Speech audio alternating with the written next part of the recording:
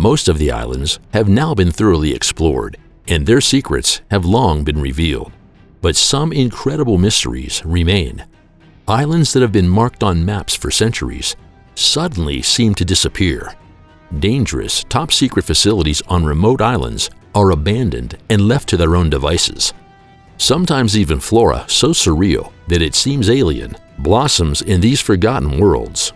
Other islands are confused and enigmatic due to the fate of their inhabitants. And now, it's up to us to crack these puzzles. It's a different kind of missing persons report. While Bermeja was a fixture on maps of the past, there is no trace of the island today. First mentioned by the Spanish cartographer Alonso de Santa Cruz in 1539, the island is located around 200 kilometers off the coast of Yucatan and around 160 kilometers west of the atoll Arrecife Alacranes. Well, at least until the 19th century, because around the year 1820, serious doubts were first raised about the actual existence of Bermeja. For example, a few years earlier, sailors had not succeeded in finding the island at the position indicated. More modern searches were also unsuccessful.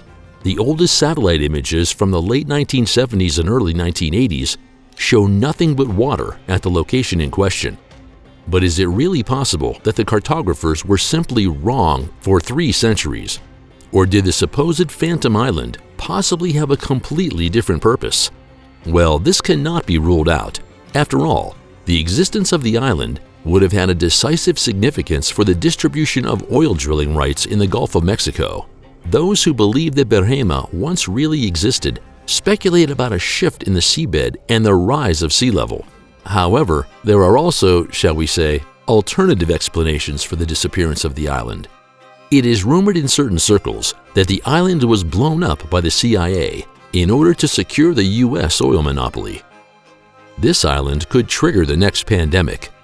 What is officially called the Island of Rebirth would be more aptly titled the Island of Contamination. While the island is now part of the mainland after the Aral Sea dried up, it once housed a Soviet research laboratory for biological weapons. However, the top-secret experiments sometimes came at a high price. In 1976, a mass death of fish occurred here. 12 years later, 50,000 saiga antelopes died within a single hour. Naturally, all these incidents were meticulously concealed until the collapse of the Soviet Union. The laboratory was finally closed down in March 1992 and left to its own devices.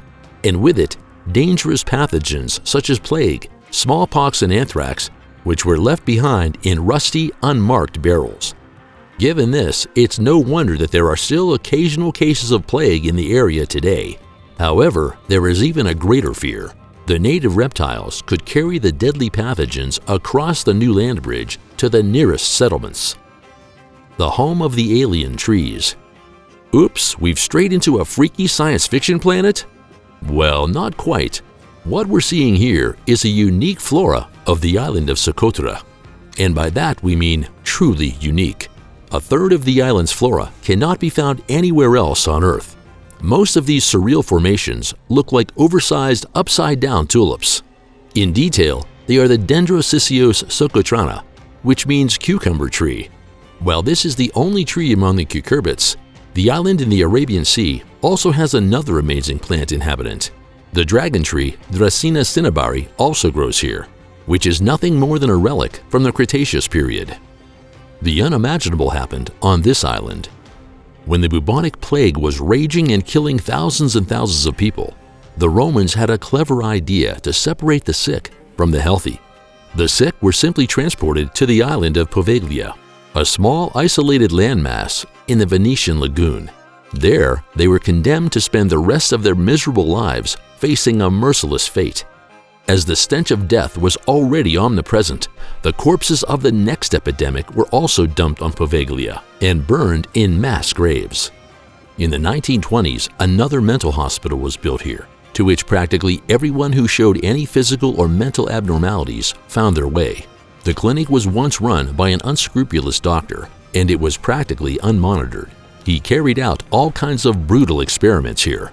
For example, he is said to have rammed chisels into his patients' brains to see how the brain would react. In the end, the doctor threw himself to his death from the bell tower, and thus became another piece of the puzzle in the gruesome past of the island of Poveglia. These dolls haunt you in your sleep. Do you think that dolls are kind of creepy? Just the thought of them suddenly blinking or moving their limbs sends a cold shiver down our spine. However, there is a bizarre island in the canals of Xochimilco in Mexico City that makes even Chucky look like a tame angel, the Isla de las Muñecas. It's not just a collection of dolls. No, the entire island is bursting with mutilated and horribly disfigured toy dolls, and for a very gruesome reason. According to legend, the fisherman Julian Barrera once found the body of a little girl here. From then on, the man felt strangely haunted by the ghost of the dead girl. The little girl terrorized him incessantly and kept screaming for new toys. When the girl could not be pacified by the dolls he had brought in, the man began to mutilate them and hang them in the trees as a deterrent.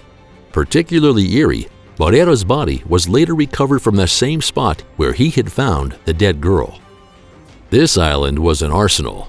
Bannerman Island is located in the Hudson River and is a half-hour boat ride from New York City. Those who see the island ask themselves one basic question: what on earth is this castle all about?